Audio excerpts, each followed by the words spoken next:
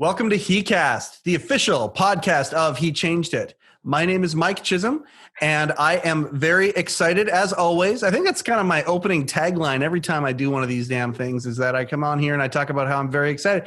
You know, and it's not a line. I am excited. I love doing this shit. This is really, really good stuff. It's the official podcast of He Changed It. He Changed It is moving leaps and bounds right now. We are in the app stores. People are downloading it. People are actually talking to each other and finding out the resources and the different cool features that He Changed It has brought out in its infancy. This is a movement that is just getting started, and it's cool being on this side of the equation, seeing all of the cool things that are being put into the app and are going to be put into the app along the way. But at the end of the day, if you viewed this podcast or heard this podcast before, you know that I just love talking to cool, interesting people, hearing cool, interesting stories. And today is definitely both of those things. I've got a very cool guy with a very cool story who is on the other end of this conversation. And I'll tell you this, he's got a stage name. Okay, he's got a stage name. We are talking today none other than with a man who goes by the name of Jeremie Jalapeno. Jeremie Jalapeno. I just want to let that resonate for a second. It's a very, very cool name from a cool guy who's doing a cool project. Jeremie, thank you for taking time out of your day to be part of heCast today. I just want to say thank you for having me. It's an honor and super stoked to be here. Well, I appreciate that. The honor is, it's a question as to the honors. I think the honor is mine. First off, where did Jeremie Jalapeno come from? It's when I moved to Nelson, BC about 8 years ago with a bunch of friends of ours to do a winter season. And we had a friend in common where he'd like to call himself Sanchez Gunteras, even though his name is Samuel Gunter. And then, so in the spirits of his liking, we had a Mexican night for food as like the home warming. And then so we gave each other all Mexican names. And then mine ended up being Jeremino Jalapeno. Okay. And so it kind of stuck and I kept it. And you're using it for some of your professional endeavors now.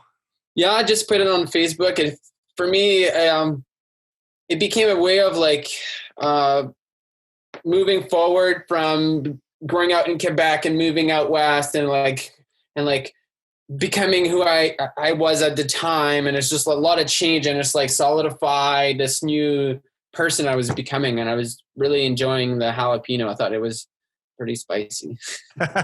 No pun intended. I dig it. That's very, very cool. And I want to talk about this. We're going to have a podcast today where we talk about adventure. We're going to talk about ayahuasca. We're going to talk about people finding themselves. And we're going to talk about how it leads to a project that is helping people when it comes to mental illness and mental wellness. So that's what today is going to be about. Now, you moved from Quebec to Nelson. For our viewers or listeners who don't know about Nelson, BC, can you kind of sum up this amazing, I would say, unique little town or small city in the heart of British Columbia? What is Nelson to you, and what was it about Nelson that drew you there? Absolutely. Just to be correct on a certain thing. So my first place that I moved to in BC was Roslyn. I spent 2 winters there, and then I moved to Revelstoke after that, and then I ended up finally coming to Nelson for a multitude of reasons. So you're a ski bum. Are you telling me that? Is that what you are? Yeah, absolutely. And so Nelson was definitely on the radar for lots of snow and more of a laid-back atmosphere at the ski hill, and a lot more friendly and open to talking with everybody at the lodge or in the chair or in the lineup, and lots of woo-woos from the chair and on powder days. And that's really what attracted me to Nelson in the first place is the backcountry, as well as getting more into the backcountry and the access. And Nelson in itself was a really vibrant little town. I call it like a big city in a small package, right? Yeah. There's so much happening in the arts and the music, and the downtown's always vibrant and lots of restaurants, and it's small. I could take 2 minutes, I'm out in the mountains already, right? Yeah. And so that was the full package for me, and that brought me to Nelson, and also had a lot of friends who moved to the town and just meet so many people. Nelson is like a transient town for international people. It took me a long time before I started meeting people who are actually from Nelson. Most of the people come through Nelson. They come and they go, they pass. And so I always get to meet so many people from everywhere. It's amazing for that. Yeah, I've got cousins who live there and have lived there their whole lives. And I've always enjoyed people's first reaction to Nelson. For me growing up, I'm a Gen Xer, so I remember in the 80s, I remember a lot of people used to say, oh, all these hippies live in Nelson. And it's and that's kind of to me, it's not giving Nelson the credit that it's due for how rich the culture is and whatnot. It's not just hippies that live there. But that being said, it does have an incredible art scene and a very relaxed atmosphere there. The people there are very cool, aren't they? Yeah, and it's just people are open to conversation on the streets, or like in general, giving hugs to people, and you know, other than these times are a little different, but at the same time, it's just there's a will of discovery here that is a lot different from other places. Absolutely. Now, did you come to BC as a photographer already, or did you become one when you came here? Well, if you want to dive into my story, we're going to. I want to dive into your story very, very much, sir. Absolutely. So there's a few things that lead up for me to go into photography, and it wouldn't be fair to my story if I didn't start from 6 years ago. Okay, let's do it. And 6 years ago, I fractured my left patella snowboarding in a competition in kicking horse, which basically, fractured my patella and forced me to be having surgery and recovery for a few months. And that happened March 28, 2014. And I've been in the tree planting industry as well for a long time. And at the time, I was a foreman for a company up north, and I basically had to give up my crew and can do my tree planting season, which is most of my money for the year. And so what happened that year is I didn't go tree planting, and I decided to do things that I've never done in the past, because I've always worked every summer to take the winters off so I can snowboard. So I decided to go do a bunch of music festival and volunteer. And then so I did 4 festivals in a row, and met so many new people, brought me like new perspectives, and also helped me out. I've been always a shy person, so going to festivals always like opened me up to say hi to people and present myself and these kind of things. What music festivals did you go to? Well, we got the classic of Nelson of Shambhala Music Festival. Shambhala, yep, absolutely. And that was the inception of the Grove stage the year that I was there. Cool. My friend, a really dear friend of mine, who became the stage director and turned the Labyrinth into what the Grove is now. And it's totally blowing my mind. And what he's doing at Shambhala is absolutely amazing. And really props to him. His name is Byron Whitlaw, and love that guy dearly. And then so I was there, and I also went to Bass Coast Music Festival and Electronic Music Festival. And then I went to Roots and Blues, and then another one called Roots and Blues in Salmon Arm, and then I did another small one called Ponderosa in Rock Creek. Absolutely. So music is to say that music stirs your soul would be an understatement. It's been a huge part of my life since I remember going to my first punk show, and then I listened to a lot of like hardcore metal show. And I grew up in Gatineau, Quebec, which is across the river from Ottawa. Yep. And when I was 17, 18, I used to go 2 to 3 times a week to go see underground, a hardcore metal show. Very and cool. It was just really the only way that I could find to deal with, I guess, my anger at the time. I didn't really know what emotion intelligence at the time means and all that kind of stuff, but it was definitely a place for me to like calm down really in this environment of really extreme. And then moving to Nelson, I just started jumping into electronic music because it's happening here in Nelson. It's interesting that, I can relate to every once in a while, especially this last year with COVID, I'll say to Candy, I need a mosh pit. I just every once in a while. And you talk about metal and electronic. For me, my vice growing up was 9 Inch Nails. and you're kind of fusing the two with a band like that hard industrial electronic metal, all into one. And the release that I would get if I saw them in concert, I've seen them a bunch of times in concert and bands like them, the release that music in a communal way, in a really loud way, I would love I'd love to be the subject of some studies when it comes to that and mental health. And like you say, how do you deal with stuff and release stuff?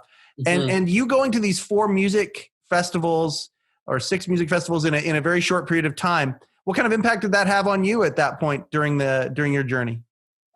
Well, the first thing is, so I was volunteer.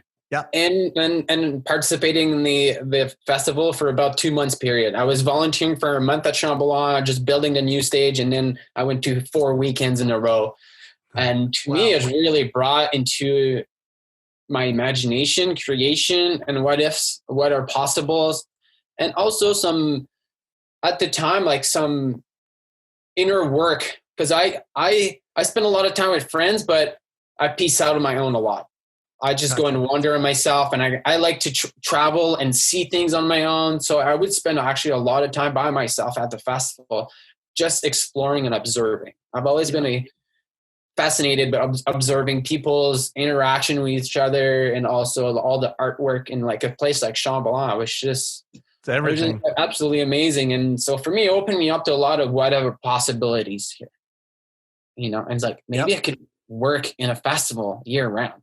Like maybe I can make this happen. It's just like the wonderment and the excitement of possibilities starting to like clue in for me. And but after that summer, I reached out to a friend to see if he has any work possible, because now I needed time to work. I was out of money. And so I ended up finding work with one of my great friends. He's from Australia. His name is Blake. And took me under his wing into like a labor for a timber frame company out in Nelson. And then so I worked for the rest of the fall, and then the winter I really fell into depression. I was going to say you were spending time working in the area where you were like, wow, I can't believe I'm actually working in an area where I'm passionate about. Mm-hmm. And then as nice as it was for someone to give you a job, you immediately, I don't, from every part of this conversation that we've done so far, I don't get the sense that working for a company like that is your passion. No, it was just ends to mean, but I wanted to work with a friend. I didn't even send any resume. I wanted to work with a friend. He got me on, and like we got along so well. We listened to music and working, and I was doing something. I was like, maybe I will like this. Okay. The tree planting is always like finite. It's going to be a time when I'm going to have to move on. So for me, it was a discovery. Okay, what about carpentry? I have a lot of friends that do that. Maybe I'll actually like it, and I got to do that. And it was work for me. It wasn't a passion, but I knew at least that it wasn't going to be the way. But did that lead to the depression? Was that part of it? Yeah, I was just like figuring out what I'm doing now. Like the biggest thing of having my patella broken is that I had to ask myself, what am I going to do if I can't physically earn money? Because all the jobs that I've had until that point was physically earning money. And I was like, what am I going to do? I need to start figuring my shit out, because this is not working right now. I'm in bed and I don't make any money, and I can't make money. So this is at the point where I was like, I need to start understanding how my brain works and how I operate myself in order to make better decision for my future self, basically. Yep. And so through that winter, really like depression, started learning about, I started listening a bit of like Joe Rogan podcasts, and then eventually I went into do another tree planting season and started listening more of Joe Rogan podcasts, and that's how I got introduced to ayahuasca. And I was like, what the hell is this? Okay, so let's stop there. So I'm a big Rogan guy too, and I've heard him talk about DMT and ayahuasca and all of these psychoactive substances. Now the difference between the two, DMT is more of a short kind of a journey, I guess you'd call it. Ayahuasca. Now, when we talk about ayahuasca, we're talking about something that originated in South America correct? Absolutely. Yeah, Okay. exactly. And it's a ceremony. It's more ceremonial that lasts a few days kind of a thing, right? Yeah, it's the thing about ayahuasca is a plant medicine. Okay. That is basically a tool. Okay. This is how I talk about to other people about what ayahuasca is. Ayahuasca, as the potion itself and the tea, is only a tool part of a ceremony with leaders who are shamans. Okay. Yeah. So, and that is probably the most important part, is the surrounding around this potion, the brew and the ayahuasca.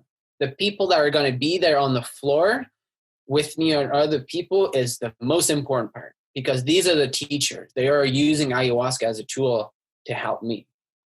So, and then I'll get into ayahuasca really quickly. And then basically, this is where I started learning about ayahuasca. I did my planting season, and I went back to do timber framing, and we built a house in Whistler, and then we end up working at Kiefer Lake Cat Skiing Lodge. We're actually building a brand new cat skiing lodge. Wow. Keep that in mind, and we'll come back to it in a minute. From there, I had plans to go to South America and Peru to go and do a 6-day retreat, ayahuasca retreat, to figure out what's happening with me. Because the reason why I decided to go there is I felt there was something that was blocking me inside, that was blocking me from becoming who I wanted to become. Okay. I had no idea what is going on with me, but there's something within me that's blocking me from moving forward right now. And I need to figure that out. How old were you at the time? I was 29. You're 29. And I think that there's a lot of guys out there who listen to this that can relate. We had a men's coach on, I don't know, it's a few weeks ago, maybe a month or two ago. And he was talking about how many times men struggle with not even knowing what their purpose or what their passions are until they're in their 30s or 40s. And there's a lot of guys out there that just, they don't know what their purpose is. And because they don't know what their purpose is, that can lead to mental wellness blocks. Would you say that you were in that category? Absolutely, because up to that point, I always did what I wanted to do, which basically snowboard every day in the winter. Right. And I did 6 full seasons of over 100 days of winter of snowboarding, right? That's what I wanted to do, so I managed to do that. And then when my leg was broken and things didn't happen my way, and that winter, you remember the winter was ice everywhere and there's no snow in the backcountry? That was the winter I couldn't snowboard as much as I wanted to, and I was in depression. So it was a really tough one, but much needed. And I had no idea what the hell I was doing in my life and who I was. And up to that point, I was like, everything was about the next winter. How can I make my next winter better? That's all I was doing. And so before I moved to South America, I had a 2 months period booked for that, 10 days in Ecuador as like a relaxed part, and then moving into the journey into Peru after that. And before I went there, I sold my car, moved out of my place, rented a storage unit, and I had no work at the time in the winter because I was planning to come back and figure myself out, basically. I left it open-ended, not knowing what was going to happen until I go down south and figure myself out. So right. Took the plane, went down to Ecuador, and then went to Peru. And the interesting part for me is that the ayahuasca retreat that I went to, called Tierra Mítica, they had a 5-day party where they invited artists from all over the world to come paint the story of grandmother ayahuasca. So they had 18 artists from France, Australia, all of South America, Canada, some from France. They came and they painted this mural in the middle of the jungle where this place is. And they had a 5-day free party. And then, so I went there just to experience the location first. Okay. So I got questions galore here. Grandmother ayahuasca? Yeah. So that's how they call her. Interesting. So the locals call ayahuasca like a grandmother, like it's a feminine. Them, it's more than just a plant-based tool. It's something much, much greater than that. It's the feminine energy in a way. Okay. There's also another plant medicine called peyote. Yep. And they call it the grandfather. To my knowledge, I might be wrong. Don't take all my words, but to what I understood, that's how you understand it. That's okay. Part of it. And then so the ayahuasca, it's at that point I did not know much about it, but so they painted a story, and on day 4 of the event, the shaman came, gathered everybody in the biggest room, and started fucking freaking out.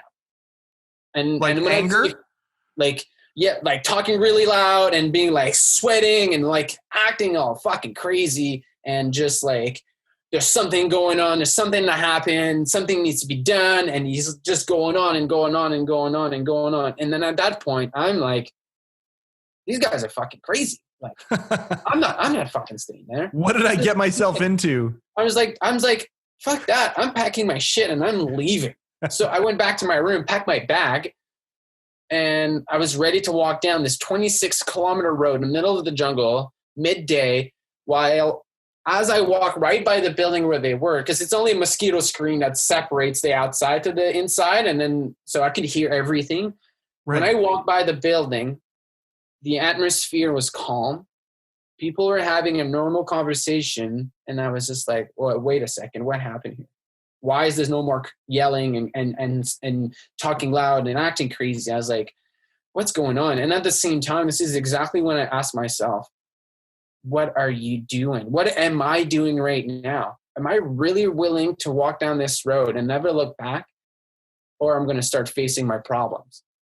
Right. So you had some fear wrapped up in this as well. Was it part of it? Like, as soon as you saw that things were a little uncomfortable at that point, there was part of you wanting to use as an excuse to do Absolutely. something that, okay. it's the fight or flight. And it's fight or flight. Yep. I got triggered. I didn't know what trigger meant at the time. And I just got like, I don't need these guys. These guys are crazy. I don't need them to know that I'm strong enough. So I just bolted. Yep. And then this is when I realized, like, when am I going to stop running away from my problems?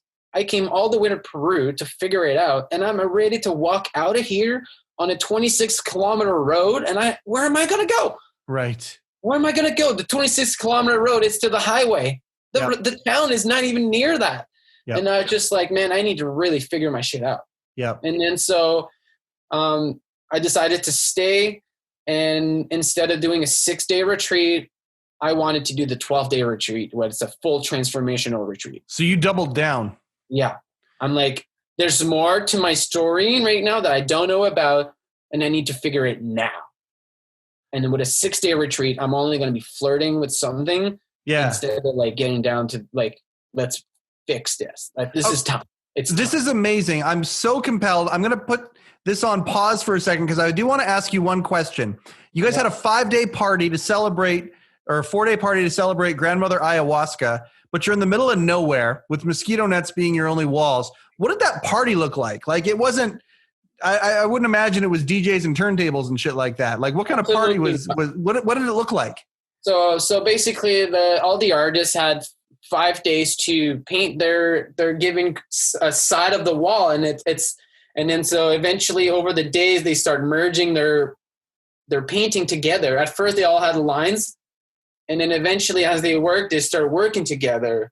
Nice. And then everything's starting to flow as one story around the wall. And so basically people that are there to enjoy themselves, or we were volunteering to prepare food, hang out, go into like the waterfall and just talk with other people. And then we had like dinners together, and it was just like a lovely enjoying time. No alcohol. Yep. And maybe a little bit of alcohol on the 5th night, and just to celebrate what has been accomplished. And so, yeah, it was just great to listen to the shaman talk and other people that are actually working and living there. And so, yeah, it was. It's interesting to me that that you enjoyed this so much, because I go back to when you were helping out with Shambhala, you were helping build stages, and you were a part of that process, and you enjoyed being part of that process. And then at the end, you got to enjoy the experience of Shambhala, this amazing music festival, and it changed your life. This is something very similar. You go down there and you guys have this experience where you're helping to prepare for this amazing event. And then you double down and say, okay, and you go into the event at this point. Yeah. Interesting how similar that is. I like to your point you brought out. I never really actually look at it that way. So I'm really appreciative of like bringing it up and make me reflect on it. And hey man, that's what I do. There we go. And so at that point, the 12-day retreat was happening right after the 5-day party, and they didn't have any room for me. There was too many people already, so I couldn't go and do it. And so my original retreat was 3 weeks from there. And they're like, you know what, like come back in 3 weeks and we'll do the 6th day and then we'll go from there. Okay. So I'll go for 3 weeks, travel around Peru, actually go visit some friends that I was tree planting with back in the days. They actually live in Cusco, spent some time with them. And then I came back to the ayahuasca retreat. And when I showed up there's me, a couple, and one of the guy from the UK. And usually those retreat has like 10 to 12 people. Yeah. And I kind of felt and heard that the retreat was a little bit struggling for cash at the time. Okay. So they offered me to do a 12-day retreat and me paying a little extra. Lovely. And they offered that to the other 3 people that were there. And me and this one guy from the UK decided to go and do it. Yeah. And so this is where it started. And that same evening, we had to sit down with the shaman, and he's basically asking me a bunch of questions and in English. Yeah, he's from the shaman is actually from Greece. He's a Greek guy that has been in Peru for like 14 years because his journey to Peru was divorce, losing his job, losing everything in Greece, with Greece economy going down, and just like chaos. Yep. He went to Peru to find answers and started doing ayahuasca, and then he just continued his teachings and learnings in the shamanic ways, and basically became a shaman in Peru and started his own retreat. And so he challenged me like I've never been challenged in my life. By asking me certain questions. And when he started to really understood my belief system, he asked me the question, is your dad a loser? And I was just like, I just wanted to tell him to fuck off. I was just ready to I'm starting to flex, and I was like, I wanted to tell him to fuck off. And I'm like, oh, fuck, like maybe he's right. And then I was just like, oh my God, and I couldn't admit it. Because on one side, I believe that my dad is a good man. He works hard, provides for his family. I've never missed anything. On the other side, I see my dad as a guy who never went for his dream and settled down for a job that anybody could have done. Okay. So here's my paradox. I have 2 beliefs that contradict each other. And then so when a certain situation happens, and then I can get really angry. I go into sadness. For some people, it's all different. But I get triggered because there's a paradox happening inside of me. So he basically hit the button, not just any button, a button that's like really difficult for me to admit. And then so this is your question. This isn't everybody's question. This is the question that kind of went right down to the heart of who Jeremie is, and made you face something that led you to a decision or a brink. Yeah. Okay. You remember when I said like there was something inside of me blocking me from becoming who I wanted to become? Yes, and that sir. question just hit that button. Oh, wow. And so by me seeing that I believe that my dad is a loser, and he made me repeat it loudly, and it was super fucking hard. It made me realize that because I believe that my dad is a loser, that's also what I believe about myself. Wow. Right. And then so a lot of times in my life, I was making decisions based on being a loser. Wow. That's why I was stuck. I was blocked because all the decision I was making was based on that belief. And so that was the point where I was like, okay, we have a lot of work to do. And so we went on and do a 12-day ayahuasca retreat, which basically I did 6 ceremonies. They were not necessarily all in a row, but like the shaman was deciding when it was time for me to do another one. And we would have like meetings every day and talk about my story and certain things, and kind of going into the ceremony, trying to get information for myself so I could give it to him so he can help me figure my stuff out. Right. And then so it lasted 12 days and it's like extremely demanding. I wanted to quit so many times, and it was extremely hard. And just to put a little tick to it, those 12-day retreats are usually made with a group of 10 people that can relate and share their stories. Okay.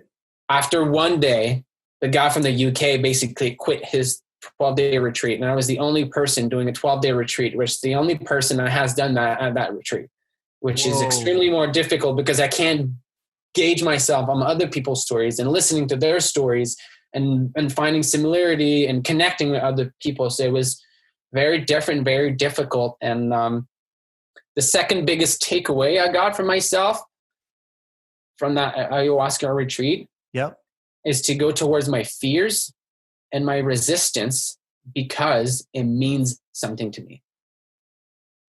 Okay.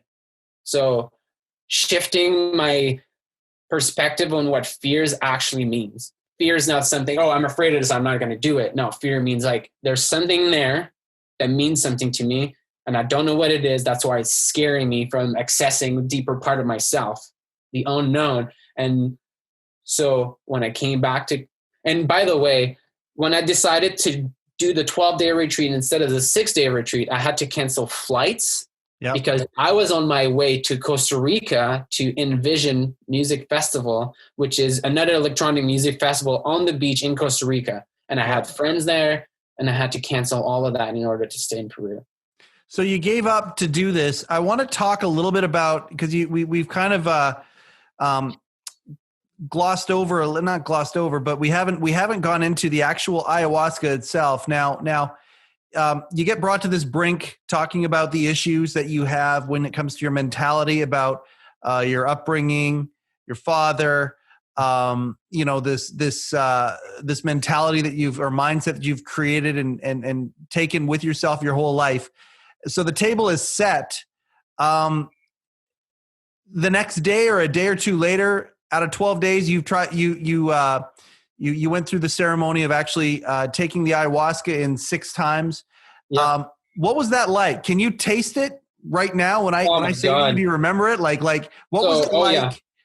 It's not forgettable. You can't forget about that. And so the first night I was really, I've done a lot of drugs to that point, at festivals. I tried a lot of things. So I wasn't afraid of it. I was more like excited to see what am I going to see with that, Okay. Am I going to like hallucinate? I was actually excited to test it out and that kind of stuff. There's a lot of people who feel this way about DMT and ayahuasca. These are the questions that a lot of people, whether they've tried a little bit of drugs or a lot of drugs, they've heard that ayahuasca, DMT are very different than any other drug. And there are assumptions that come with that. So you, even somebody who has had some experience with substances, had those questions still.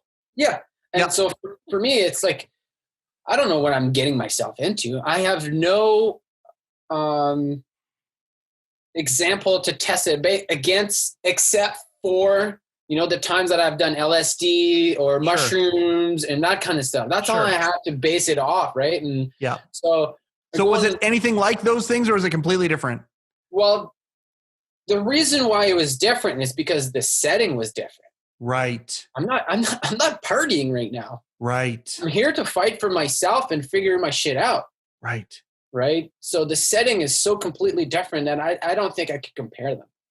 Okay. But I think that's really important. I think it's important during a broadcast like this, talking about a subject like this, the idea, this isn't a recreational thing here. The idea of you wanting to use this plant-based tool to really help you delve into who you are for the purpose of coming up with solution and moving yourself forward in a more authentic way. That's the table you set before you took this meal. If I were to use that analogy. Absolutely. Okay. And so, and the thing. So did you hallucinate? Well, man, like it's going off, man. When it's when it's kicking in hard, like, oh my God, dude, like it's really intense and Yep. it lasts for a long time. Yep. And so the way they do things at that specific ayahuasca retreat, once we drink that, so the first time I drink it, it's like, oh, that doesn't taste too bad. It's like a tea, right? Yeah, and it's like, oh, that doesn't taste too bad. I can hold that in, Right. And then we sit on the floor for the first 20 minutes, and then we lay down. And that place in particular, they're like, do not move for the entire duration of the ceremony. Like, Okay. do not move your finger, don't move your arm, don't move your head. Stay still, laying down, and do not move. Any movement is like a distraction from my body to stop me from figuring out what's going on within me. Okay. So I can ask questions, and there's someone on the floor helping me, a guide that's helping me there, remind myself the intention that I have given to me by the shaman to figure some stuff out. Okay. And every time they kept you on track. Yeah. And then so they call it grandmother ayahuasca because I'm having an interaction with her while I'm taking ayahuasca to ask myself some questions about the intention. So I'm having a dialogue with her and then trying to figure out some answers. And the one thing they told me, it's like, it's not the answer that you think it is. It's the answer that you feel. Okay. And I can never figure that one out when I was there. I can figure it out. I can figure what they were.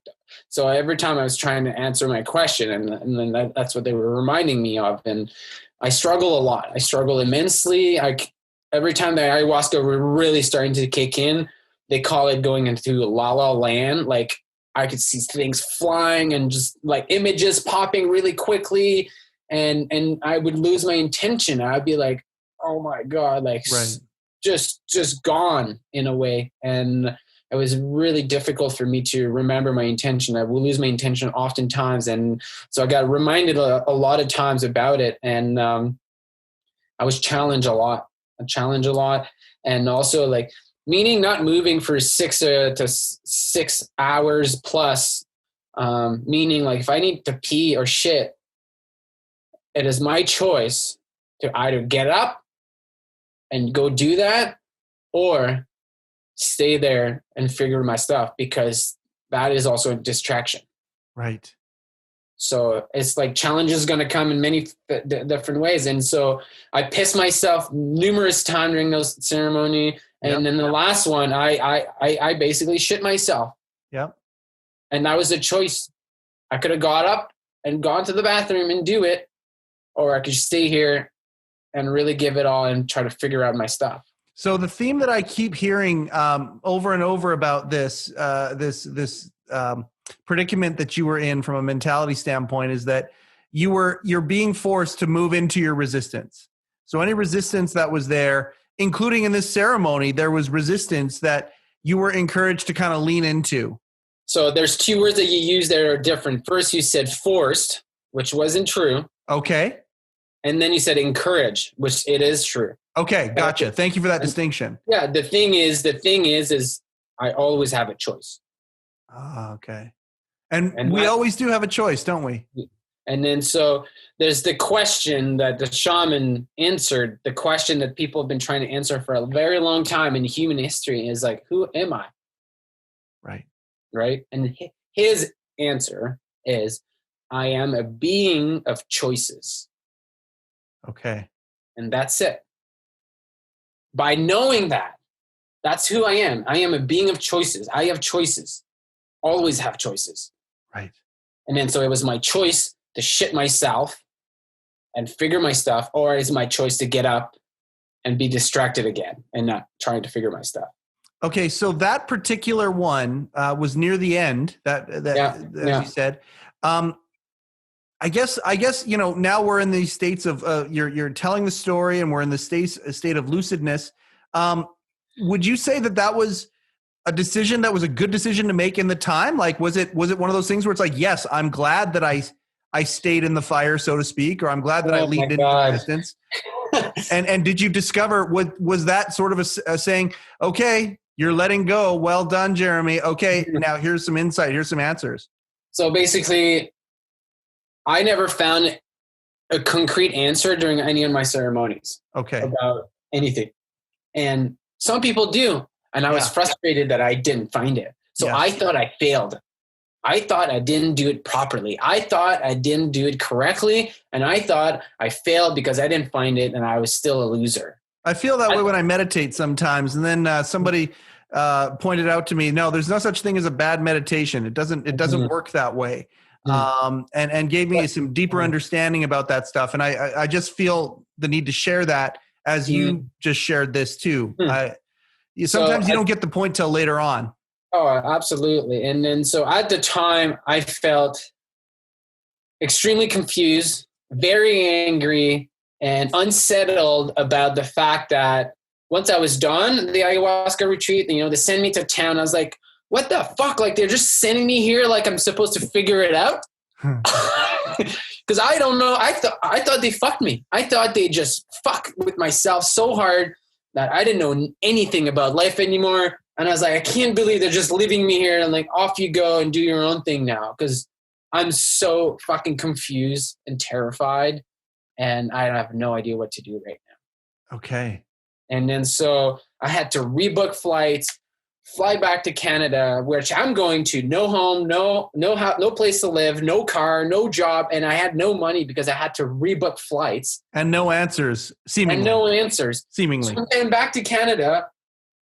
And I'm faced with, what am I doing now? And so based on the 2 points that I told you earlier about knowing that I'm a loser and going towards my fear and resistance, this is exactly when I asked myself, what am I going to do with my life?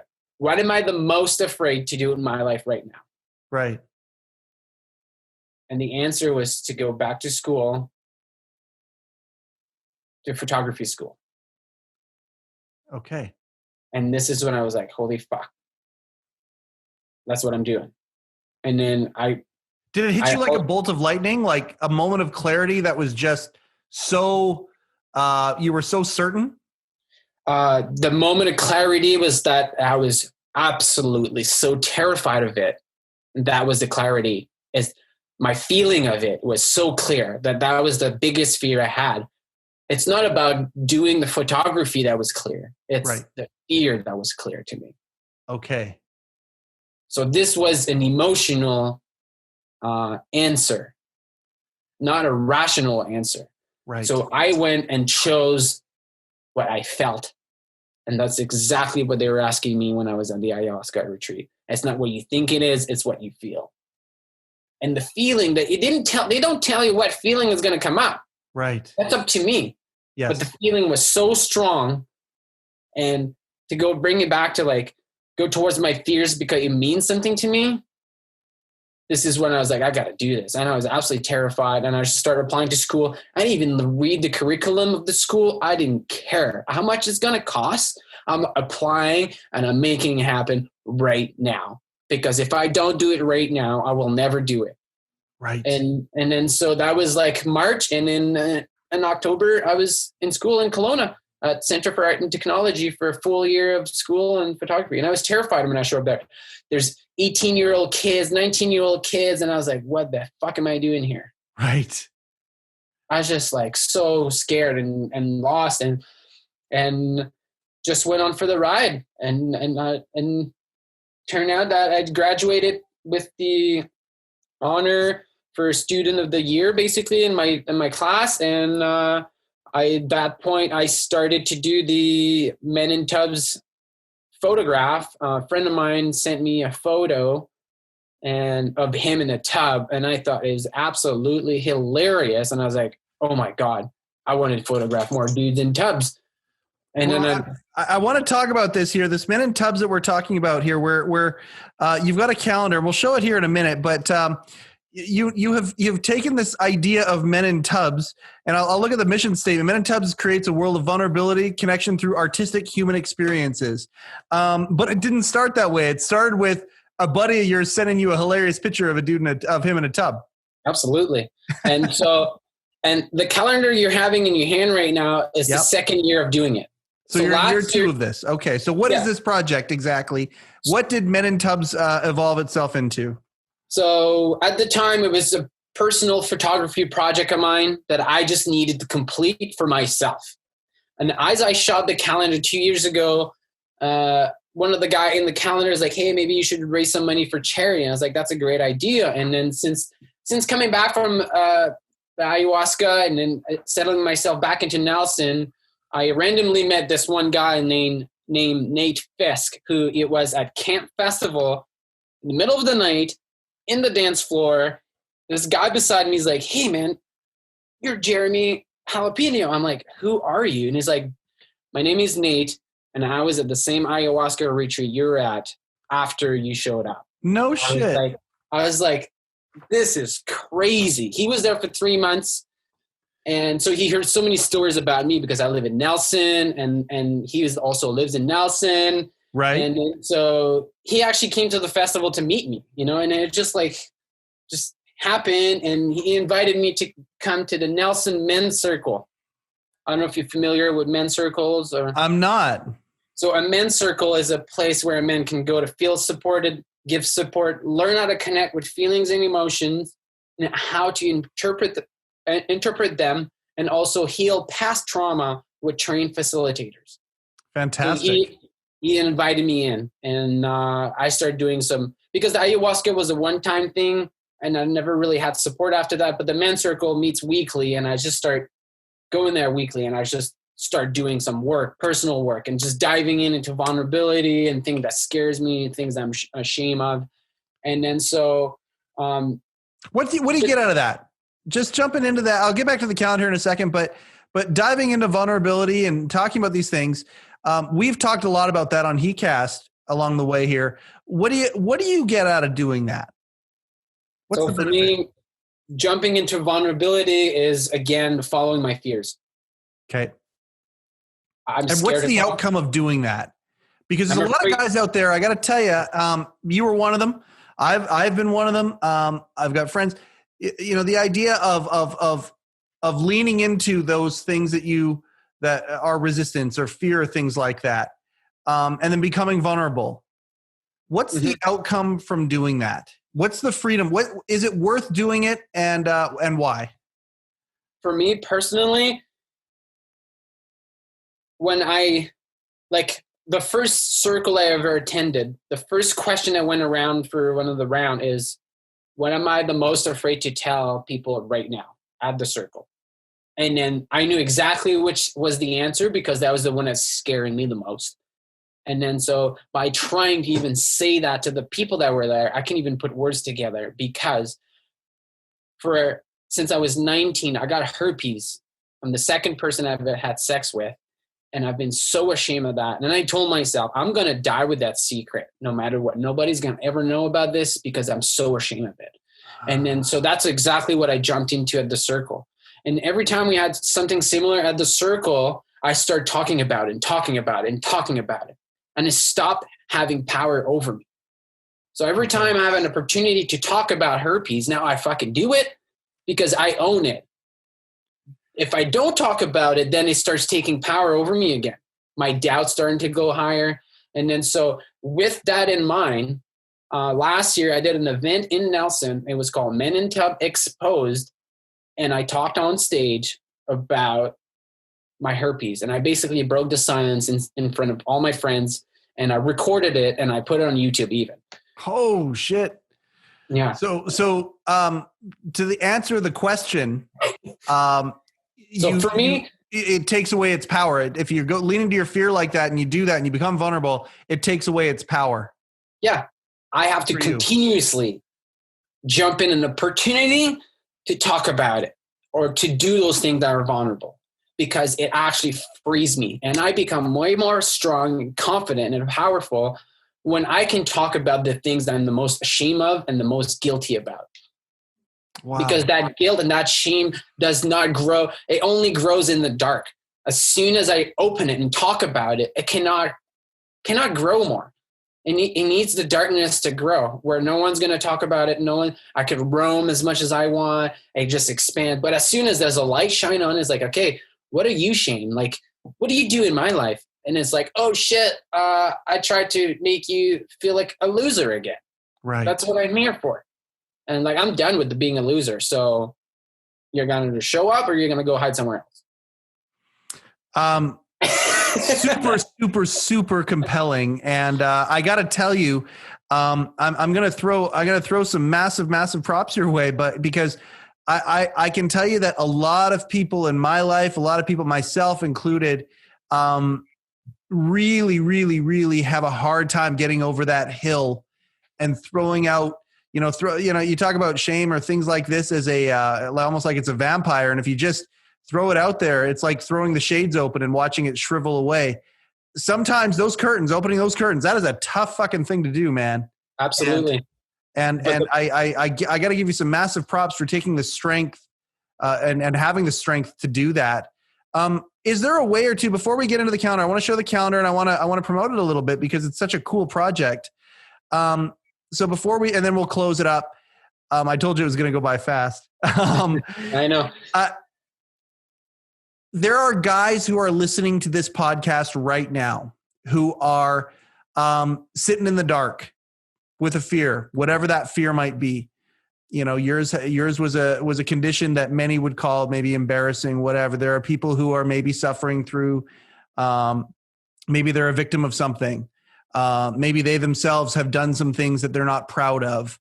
A variety of things that sit in that dark, horrible closet.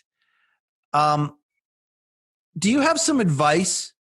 A baby step or two that could because maybe guys like that who can hear this is like, oh man, that is too big a leap. I can't make that leap and throw open the shades, turn on the light completely. Are there baby steps? Are there anything that you could think of that would help guys move towards this kind of freedom that you're talking about? Absolutely. And I didn't talk about my herpes until I was in an environment that was allowed to do so and supported by people who were trained, and I was held. Right. You were in a safe space. People like to call it the safe space. Yep. I personally don't like the word safe because honestly, diving into vulnerability never feels safe. Okay. You know what I mean? But 100%. 100%. Having a safe place. I just don't like the word safe because honestly, we're on planet Earth. We're living life. As soon as we're born, we're at risk. Absolutely. So for me, there's no actually safe place. It's more like an environment that cultivate compassion, kindness, empathy.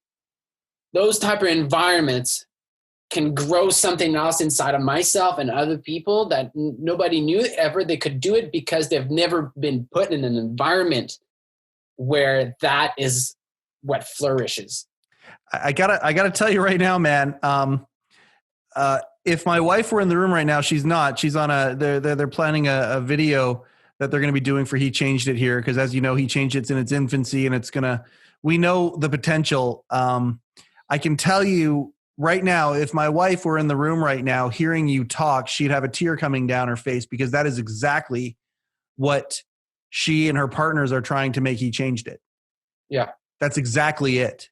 A place where because at the end of the day, the World Health Organization talks about men's mental suffering as a silent crisis.